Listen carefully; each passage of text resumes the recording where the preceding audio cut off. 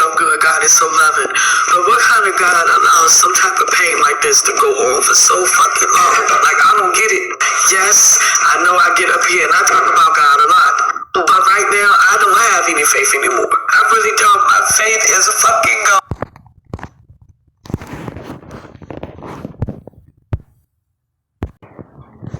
À Cathésdra 5:1, il est écrit, right?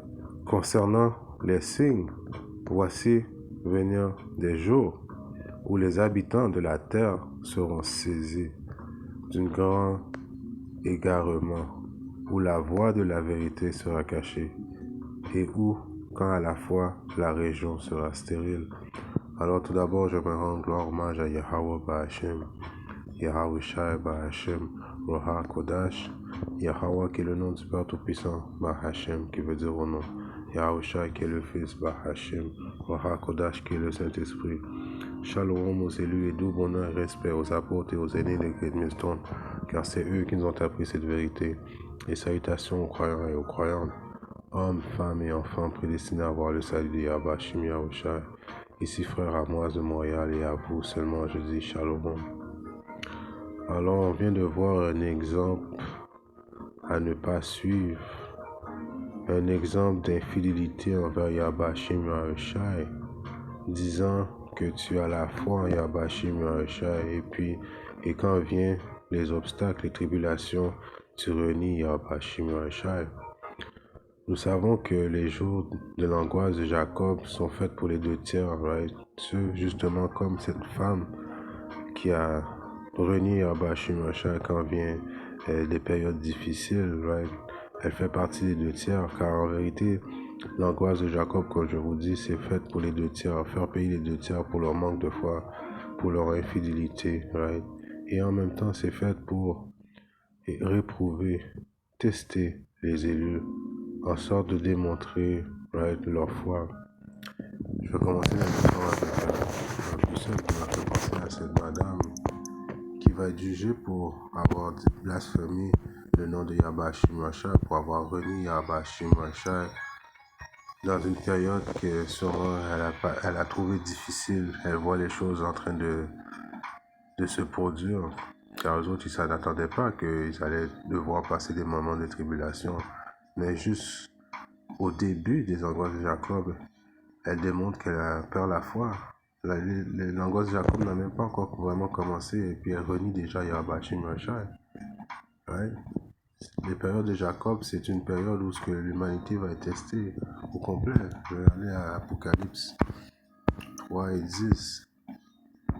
Il est écrit: parce que tu as gardé la parole de ma patience. La patience qui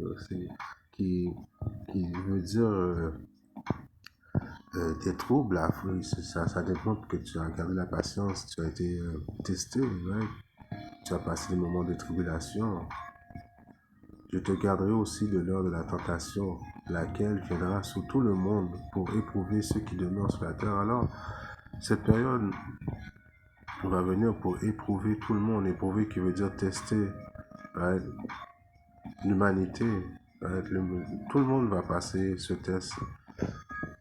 Tout le monde va devoir démontrer de quel bord qu'ils sont, soit qu'ils sont avec le diable sur terre, soit qu'ils servent et qu'ils sont le diable, ou soit qu'ils servent Yahweh Shim Yahweh Shai. Il n'y a pas de juste milieu. Alors dans cette période où on va devoir passer des tribulations, c'est inévitable. Il y a pas c'est pas comme la doctrine des chrétiens qui disent juste avant les tribulations, Yahweh Shim Yahweh Shai va venir vous sauver. Et puis vous n'aurez pas besoin de passer des périodes de tribulation. Non. Il faut suivre l'exemple de Yahweh Shai. On va passer les mêmes tribulations que Yahweh Shim Yahweh Shai a passé quand il a marché sur la terre, afin d'être éprouvé. Right? Regarde un précepte qui est dans le livre de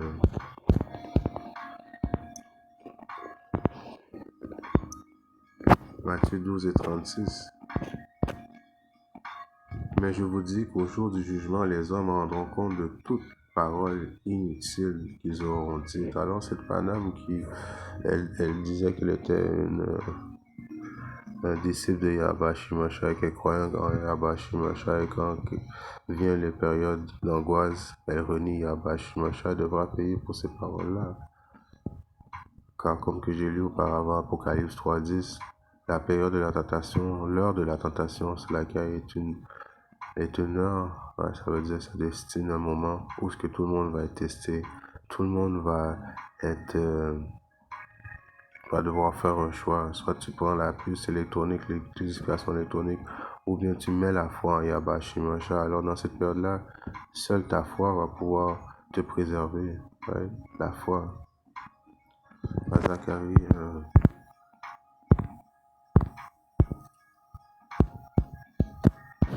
dans le livre de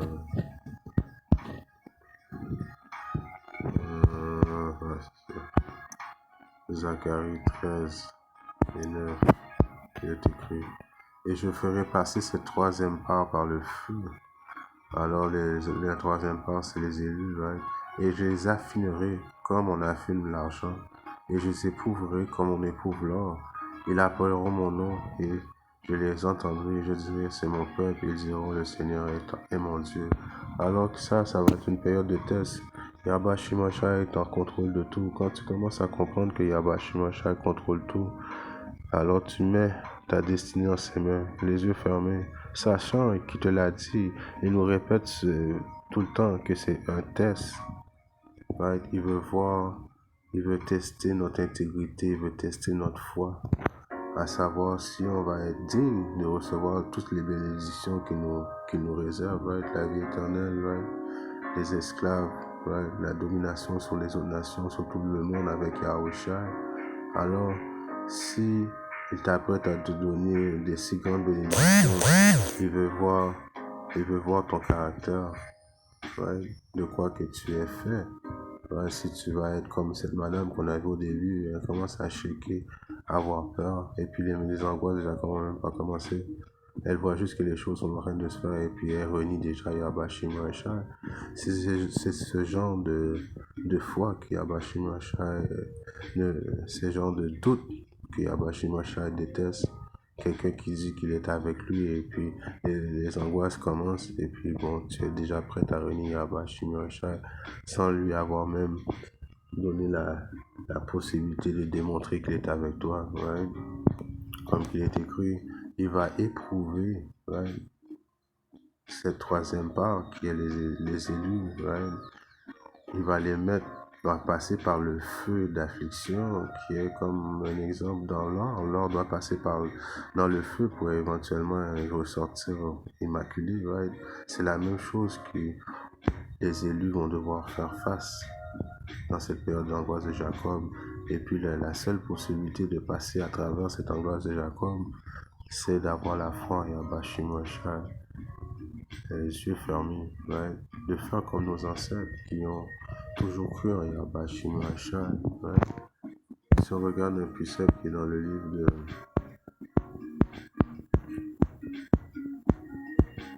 Romains 15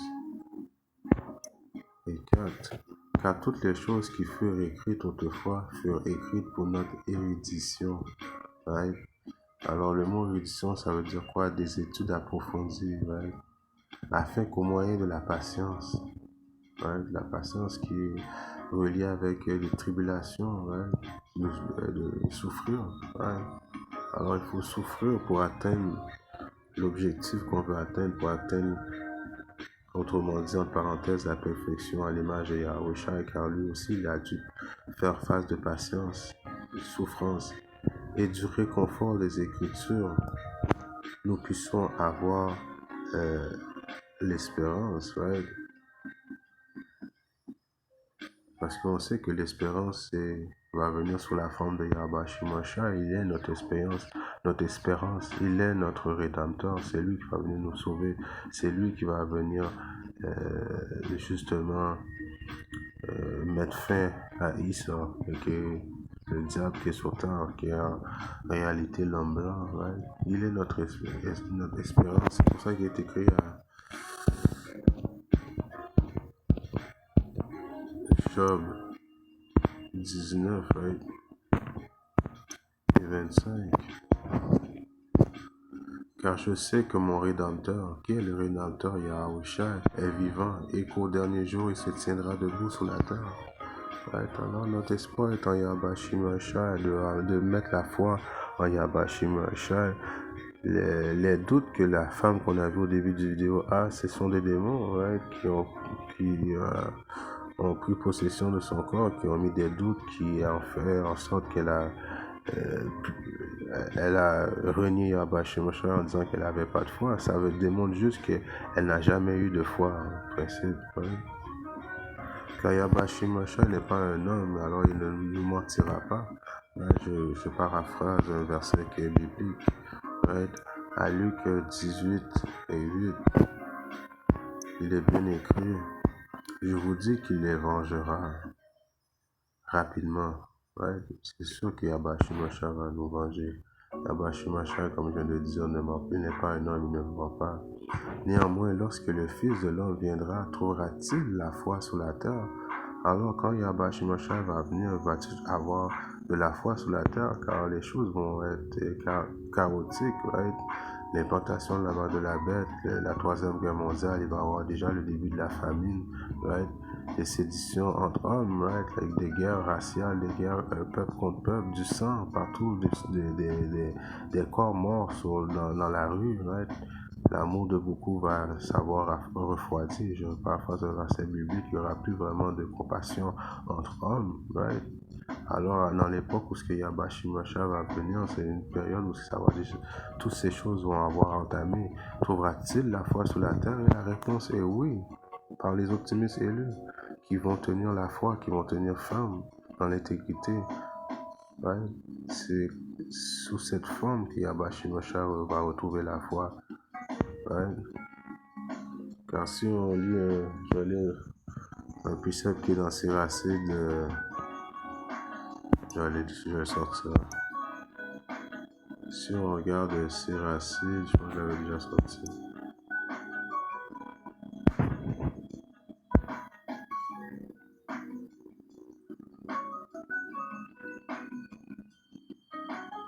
C'est laquelle? Dans le livre Siracide, je commence à 10. Considérant les générations antiques, alors considérant nos ancêtres, les générations antiques, si on prend un exemple de Job, ou on prend l'exemple de roi David, et vous voyez que qui jamais a espéré au Seigneur a été confondu. Alors tout le monde qui a mis auparavant, il faut juste lire la Bible et voir qu'est-ce qui sont passés nos ancêtres, que ce soit Daniel, que ce soit Job, que ce soit roi David qui a mis les confiances en Yahweh Shimashai. Ils n'ont jamais été confondus. Right? Yahweh Shimashai a toujours donné un lieu, une façon à ce qu'ils puissent échapper à leur tribulation. Right?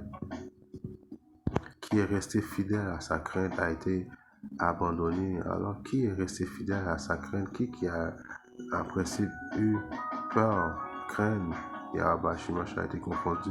Personne d'entre eux, car la crainte du Seigneur est le début de la sagesse. Qu'il l'a invoqué et n'a reçu de lui que le mépris. Aucun qui a été fidèle en Yahweh Shimashai a été à quelque part méprisé dans le passé. Hein? Car le Seigneur est compatissant et miséricordieux. Alors, notre Dieu Tout-Puissant est miséricordieux, right? Et compatissant. Right? Il comprend ici. Tout ça est un test de foi. Right? Parce que, comme il est écrit dans le livre de Hébreux 11, commence à 6. Mais sans la foi, il est impossible de lui plaire. Alors, sans la foi, il y a de Yahweh Shimashai, il est impossible de lui plaire. Car c'est par la foi que tu vas être sauvé. Car celui qui vient à Yahweh, Hashim Yahshai, doit croire qu'il est. Alors, tu dois croire qu'il est ton Rédempteur. Tu dois croire qu'il est ton seul. Il est le seul qui peut t'amener le salut, qui peut te délivrer de l'emprise des pièges de ce démon. Il faut que tu le crois en lui et qu'il est un rémunérateur de ceux qui le cherchent assidûment. Alors tous ceux qui ont cherché Yahweh Shemashai n'ont jamais été confondus. Tous ceux qui ont cherché Yahweh Shemashai assidûment en sincérité et en droiture, right, n'ont jamais été déçus. Comme par exemple, par la foi, Noé étant averti par Yahweh Shemashai des choses qui n'avaient pas encore été vues. Et ces choses qui n'avaient pas été encore vues dans le temps de Noé, c'est la pluie. Dans cette époque-là, personne n'avait jamais vu la pluie. Et Yahweh Shemashai avertisa Noé qu'il allait amener la destruction par le moyen de l'eau. Ouais. Alors Noé était là en train de dire à tout le monde que Yahweh Shemashai allait amener la destruction par l'eau. Et puis tout le monde riait, ha ha ha ha ha, parce qu'ils n'avaient jamais vu ça, poussé par la crainte. Alors poussé par la crainte qui donne l'intelligence de Noé, qui démontre l'intelligence de Noé, prépara une arche. Right? Alors par sa foi, right, il prépara une arche. Là, parce que la foi va faire en sorte que tu vas faire des choses, des actes qui vont faire des œuvres, qui vont démontrer ta foi. Ouais. Une arche pour le salut de sa maison, par laquelle il condamna le monde et devint héritier de la droiture qui est par la foi. Alors par la crainte et par la foi de Noé, il construisit une arche. Ouais. Par la foi, encore une fois, Abraham, lorsqu'il a été appelé pour aller dans un lieu qu'il devait ensuite recevoir pour héritage, obéit, il alla, ne sachant où il allait. Alors Abraham fut donné des directions par Yahweh Shemashai, et puis il démontra sa foi en s'en allant là-bas, malgré il ne savait pas vraiment qu'est-ce qui allait arriver. Par la foi, il séjourna dans la terre de la promesse, comme dans un pays étranger, demeurant dans des tabernacles avec Isaac et Jacob, les héritiers avec lui de la même promesse. Right? Alors vous voyez que c'est par la foi qu'on va être sauvé, c'est par la foi de voir qu'il y a plein de choses qui vont arriver sur la terre. Malgré tout, on va garder notre intégrité à Yahweh Shemashai. Dans ces périodes-là, on va prier Yahweh Shemashai. Alors, dans ces périodes-là, il va nous délivrer, il va nous démontrer nos routes pour s'échapper. C'est la foi qui amène ces choses-là. Et c'est la seule façon qu'on peut plaire à Yahweh Shemashai. Car une chose que Yahweh Shemashai déteste, c'est le monde sans foi. Même il y a un exemple dans le livre de Matthieu 8, et je commence à 23. Right?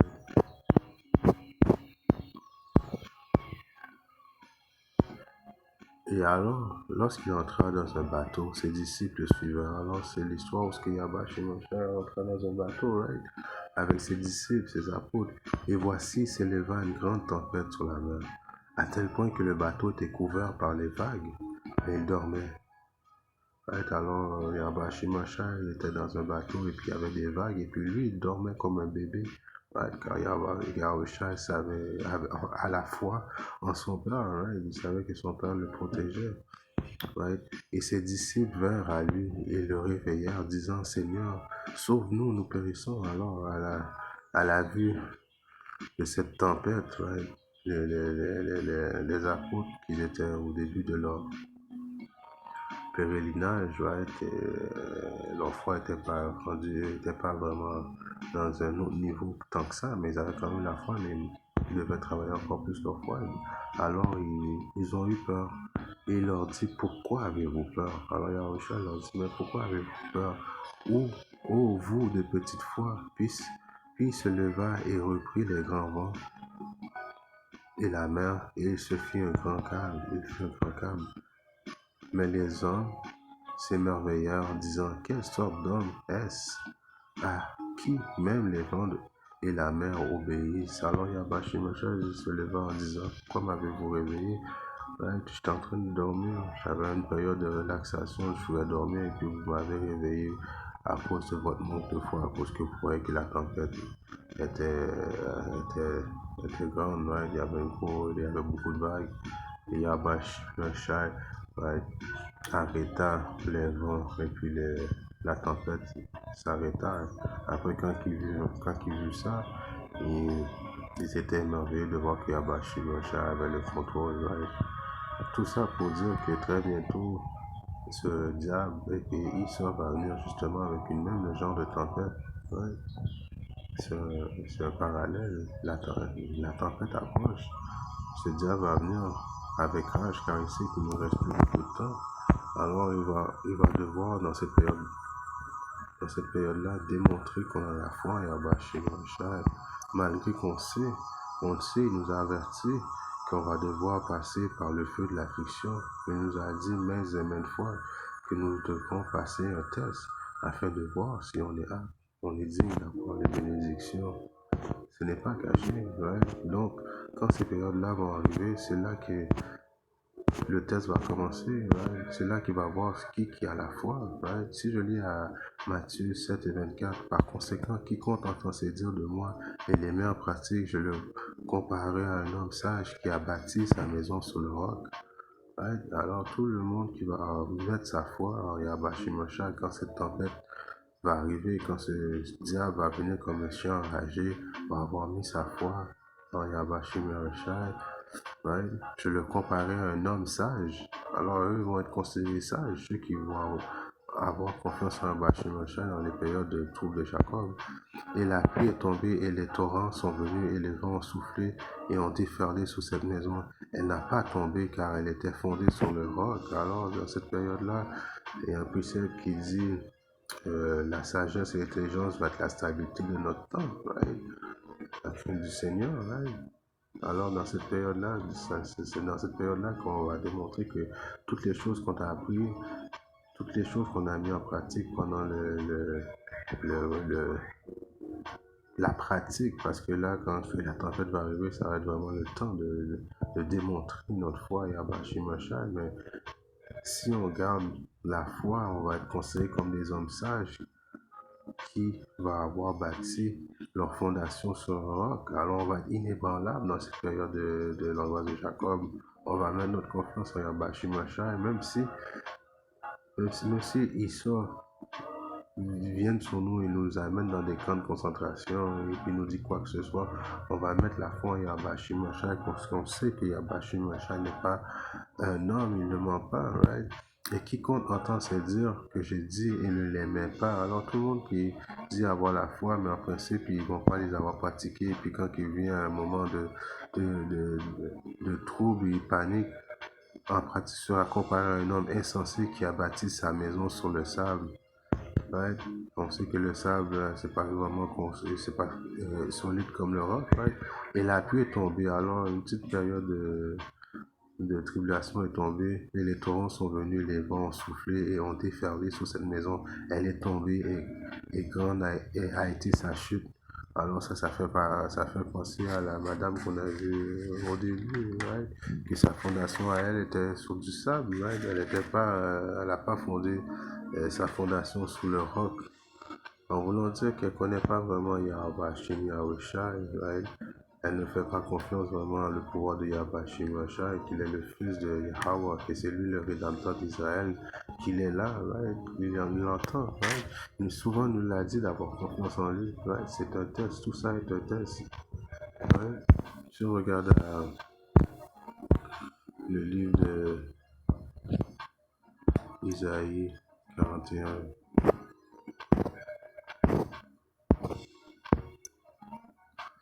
je commence à dire, n'aie pas peur, right? N'aie pas peur. N'aie pas peur. Pourquoi il dit n'aie pas peur? Parce qu'il sait qu'il va y avoir des troubles et tribulations. Ça fait partie du chemin qu'on doit passer par-dessus des troubles, démontrer notre foi, démontrer notre intégrité. Right? C'est important pour Yabashi Machal, car je suis avec toi. Ne sois pas éperdu, car je suis ton Dieu, Yahweh Shemashah. Je te fortifierai. Oui, je t'aiderai. Alors, il va nous aider, il va être là pour nous. C'est le créateur du ciel et de la terre, le Dieu de l'univers qui parle. Tout fonctionne sous ses ordres. Alors, s'il nous dit de garder la foi, de ne pas avoir peur, c'est des choses qu'il faut suivre. Oui, je te soutiendrai par la main droite de ma réciditude, la main droite de la réciditude de Yahweh, c'est Yahusha. N'aie pas peur, car je suis avec toi. Ne sois pas éperdu, car je suis ton Dieu, Yahweh Bashim Yahusha. Je te fortifierai. C'est des paroles qu'il faut vraiment lire et puis prendre en considération que c'est réconfortant que Yahweh Shimosha nous dit toutes ces choses-là, de ne pas avoir peur. Et en même temps, il nous dit que oui, on va devoir passer par des moments très, très difficiles, mais il est là. Oui, je t'aiderai, je te soutiendrai par la main droite de la restitution.